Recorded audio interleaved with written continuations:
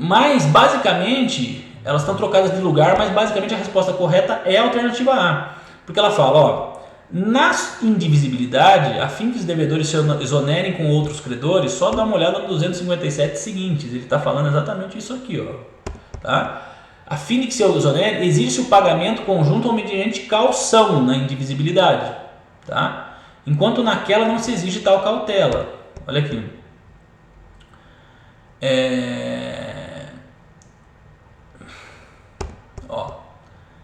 Na indivisibilidade, exige-se o pagamento para que os devedores se exonerem para com todos os credores, exige-se o pagamento de caução. E não se exige pagamento de caução no caso da solidariedade. Por quê? Porque a solidariedade, ela resulta diretamente da lei. Percebe? Da lei ou da vontade das partes. Entende? E a obrigação indivisível, ela está ligada à natureza do fato ou do bem objeto do negócio jurídico. Certo?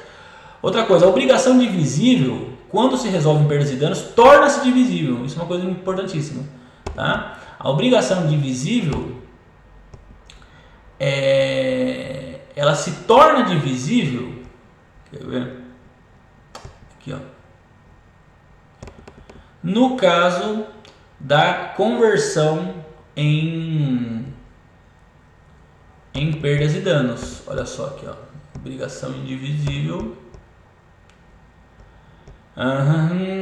O devedor que paga tem direito com relação a subroga-se no direito do credor, pagando todos conjuntamente. Aqui, ó.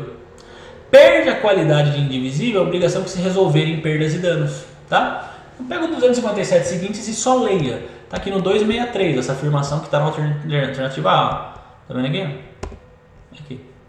Aí. Perde a qualidade de indivisível a obrigação que se resolve em perdas e danos. Então a obrigação não pode se cumprir mais. Quando ela se resolve em perdas e danos, ela se torna divisível, porque você vai ter um valor, esse valor pode ser fracionado. Entendeu? Dos 263 aí, tá?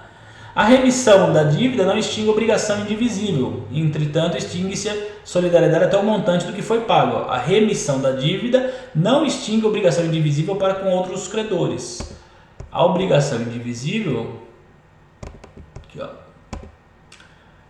a remissão da dívida não extingue a obrigação, né,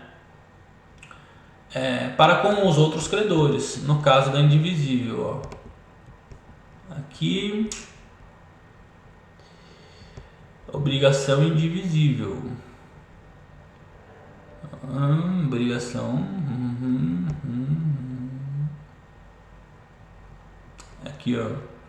Se um dos credores remitir a dívida, a obrigação não ficará extinta para com os outros, mas esses só poderão exigir descontar da cota do credor remitente, tá? Então, se um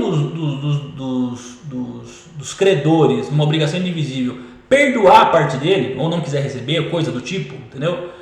Essa obrigação não fica extinta com os outros, tá? Com os outros credores, tá? É exatamente o que está escrito aqui, ó. É o 262 do Código Civil, tá? Ao passo que na solidariedade, na obrigação solidária, a remissão ela vale até o montante do que foi pago, tá? Até o poder daquele credor solidário, tá? Então, se um dos credores remir a dívida, a obrigação não fica extinta com os outros, a obrigação continua indivisível, mas com relação aos outros credores, tá ok? Então é isso aí, 267, 257 seguintes. O pessoal pergunta muito sobre isso, tá? Pergunta muito sobre isso aí nas provas de concurso, porque existe essa confusão realmente aí, tá? Uma regra geral, tá? É essa aqui, ó. Tá? A remissão de dívida na obrigação indivisível não obriga os outros credores. E outra coisa, na obrigação indivisível, se é possível converter uma obrigação indivisível em divisível através de perdas e danos. Tá? As perdas e danos convertem por expressa determinação legal. Aqui, ó, perde a qualidade de indivisível, obrigação que se resolve em perdas e danos do 263. Tá bom? Então lembre disso aí, que é um assunto, detalhezinho chato que o pessoal não gosta realmente de lembrar, de ficar lembrando dessas coisinhas, esses detalhezinhos. E é isso que os caras pedem em prova, né? Veja aqui, na prova da magistratura, por exemplo. Tá bom?